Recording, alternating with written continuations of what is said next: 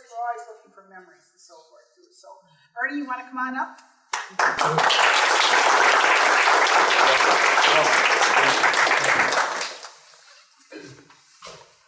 Well, I want to thank the Leland Town Country Association for inviting me and letting me tell you the story of Mr. Good's Orchestra. I'd like to remind you that a talk is like a love affair. Any fool can start it, but to end it takes considerable talent. But my remarks are going to be more like the spear horns, a point here and a point there, and a lot of bull in between. But seriously, when I thought about this, it is really hard to distill 44 years of playing music into a short period of time, but it was quite a challenge for me, and I'll do the best that I can. I thought I would start out with giving you a background of our master, our leader, BUB.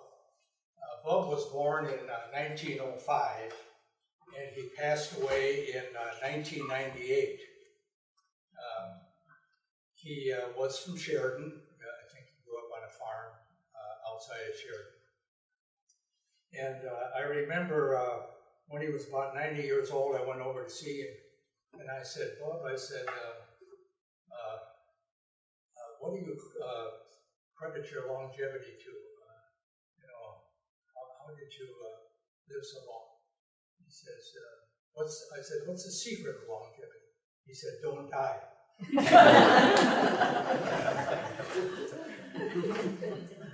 Well, anyway, I'd like to talk a little bit about BUB and how he got in the music business. He was born, as I said, in 1905, and the only other job that BUB ever had, he was a piano tuner for Wurlitzer Company in DeKalb, but he wasn't employed by them very long, and then shortly thereafter he joined the band out of Sheridan called the Glen Victorians. They were quite a popular band in the area. Then in the early 30s, he joined the WLS Barn Dance, and he was in the staff band of the WLS Barn Dance. And this is where he met a fellow by the name of Tom Owens. Now, Tom Owens was an old Missouri hillbilly, very shrewd, and he was the first square dance caller on the WLS Barn Dance.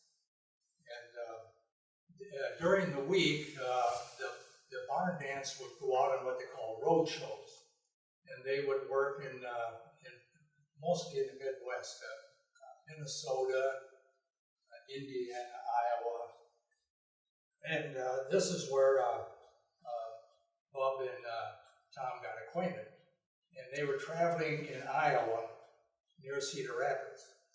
And Tom Owens says, this would be a good place to start a 6-piece dance band. They have a good radio station there in Cedar Rapids. They're called, as I still remember, WMT. And BUB concurred. And so they went out there to start their 6-piece dance band.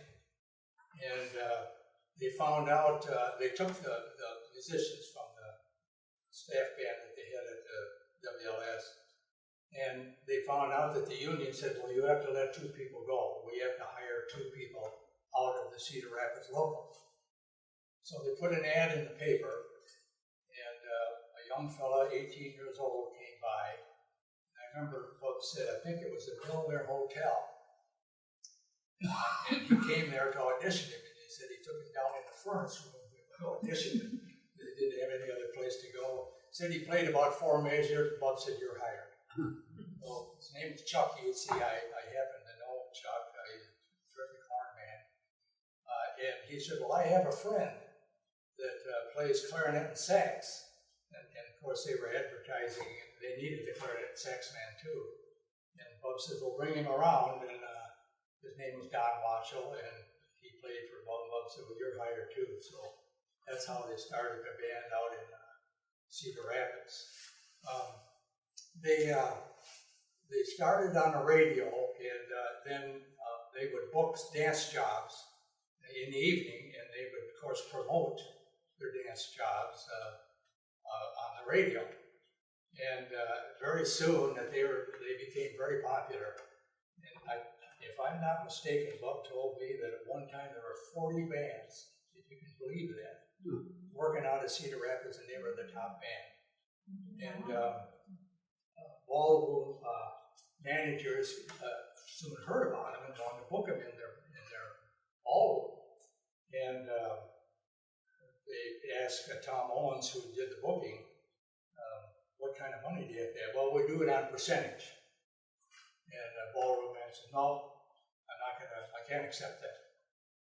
Tom Owens said, okay. A couple weeks later, that same ballroom manager come by, I'll take you on your terms. Because they filled the place wherever they went. So this is how they got started. Then I should digress a little bit here. When BUB played on the WS Barn Dance, there was a group on there called the Hoosier Hotshots. Now, some of your older people who listen to Barn Dance would remember them. They were a very talented group, and they accepted an offer to go to Hollywood to do the soundtrack on a lot of Western movies. Well, they recognized, and I'm speculating here because BUB would have never said this, but I would guess that the Hoosier Hotshots realized the talent that BUB had. He was, he could do anything. In fact, I felt that he was more talented than the Hoosier Hotshots. But BUB declined the offer. And I mentioned that to BUB. I said, gee, BUB, I said, as far as I'm concerned, you were better than any one of those guys. You were more versatile. And he said, Ernie, I knew my limits. Well, I didn't mind that. I just couldn't accept that. So I talked to Donovan, his son, sometime later. He said, Dad didn't tell you this. This isn't the real reason. Mom didn't want to move to California. So that's why he didn't go out there.